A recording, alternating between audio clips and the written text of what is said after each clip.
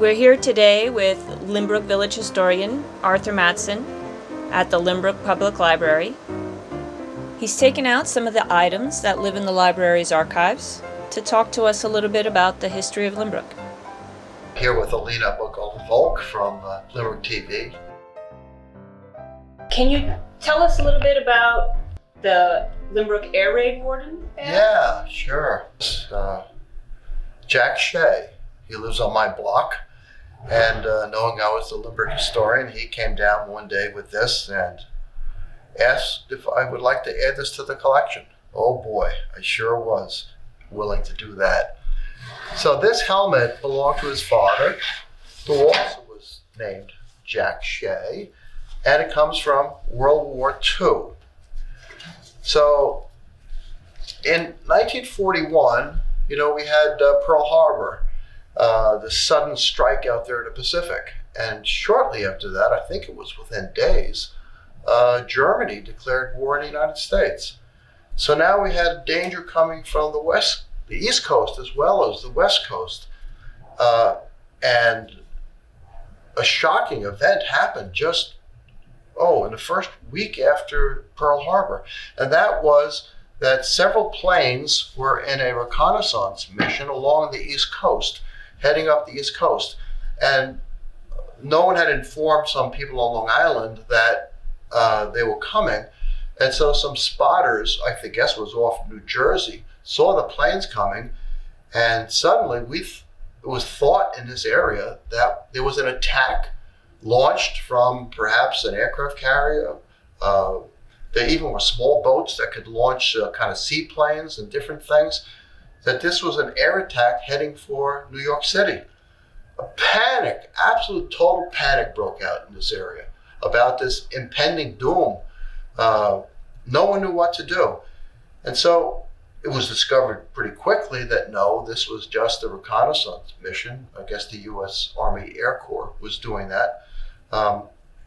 And so the panic subsided, but then the government realized, what do? We need to organize something.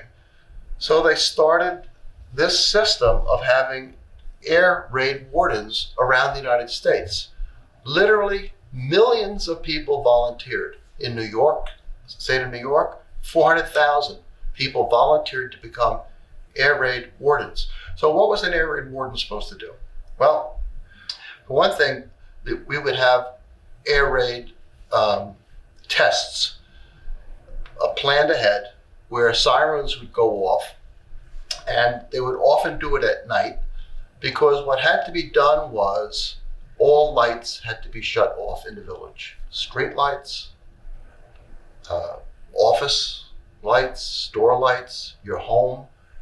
And so people would have these blackout curtains that they would pull down to stop it. On automobiles that had to be out, was discouraged from having automobiles out, would have a black half of the headlight so the light couldn't be seen from the sky. The idea was that the target would most likely be something like the Brooklyn Navy Yard, where they were beginning to build already warships. And so by not having lights on Long Island, it would make it very difficult for a plane to spot what their target could be. Otherwise, they could use the lights of Long Island as a guide in heading into New York City.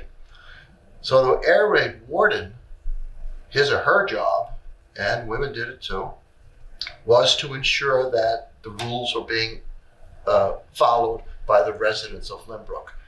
Going around, would knock on the door.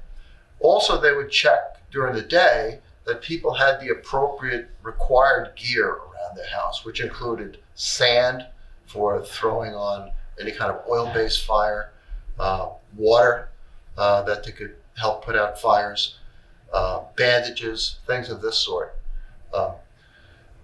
So as I said, there were literally millions of people across the country doing this job of air raid warden. Part of the motive behind it was not only what I said, to help make it difficult for an attack to take place, but also to get the people who are home, not those draftees and soldiers being sent overseas, but the people at home were involved in a meaningful way in the defense of the country. So this came to me from Jack's father, who was above draft age and had kids, and so he was not going. Also, he had a job that required that he stay, so he was the air raid warden for the northeast quadrant of Lynbrook, up by Hart Street and that area. So that's what this is, and I'm very grateful for the Shays for having given this to the Lynbrook collection.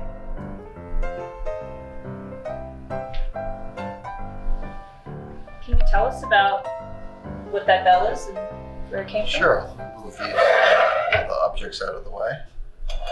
Okay, I want you to hear this bell. I had put some paper in here to keep it from ringing when I pick it up. Wow, I didn't even shake it. I didn't even move it. I didn't think. What a sound. It just lasts and lasts and lasts. Oh, I love this bell. This was a gift of John Bishop.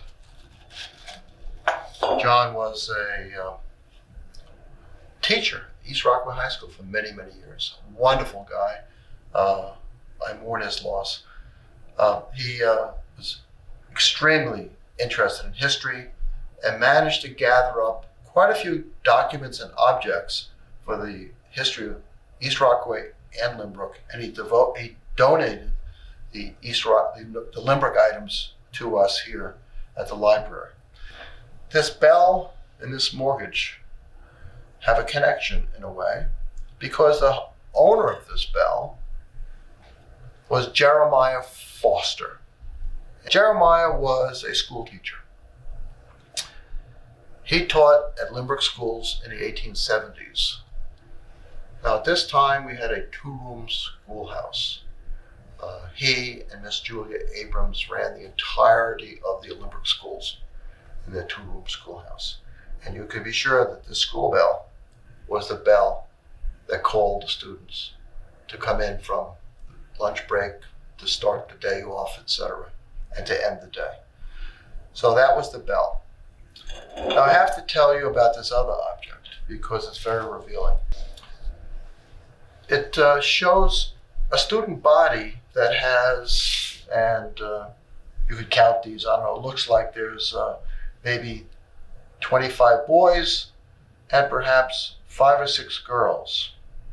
7, I don't know, some number like that. Anyway, quite a lot more boys than girls in the school. Now this surprised me because I had always thought that at this time the boys would have to be working in the fields and so on,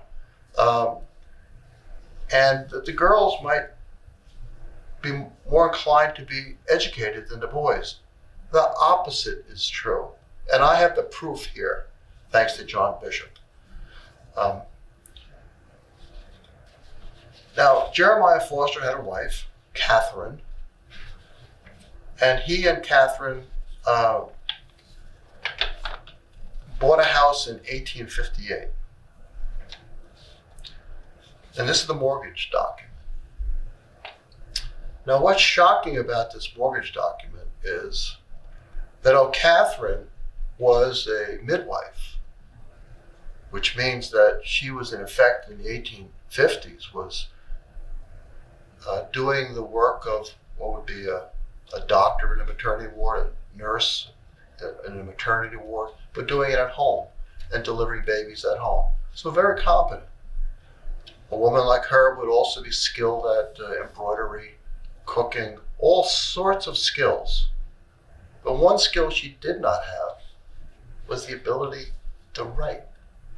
And so on this document, where she and her husband, the school teacher, signed this mortgage to buy a house, I think it was for $2,500, 1858. And where she should be signing her name, there is an X, and it says, her mark. She had not learned to read and write. Just remarkable, remarkable. And I have other documents that John has given that have other people at the same time unable to sign their own name. So that's a sad part of the story of the school bell, but sometimes history is sad, and that is.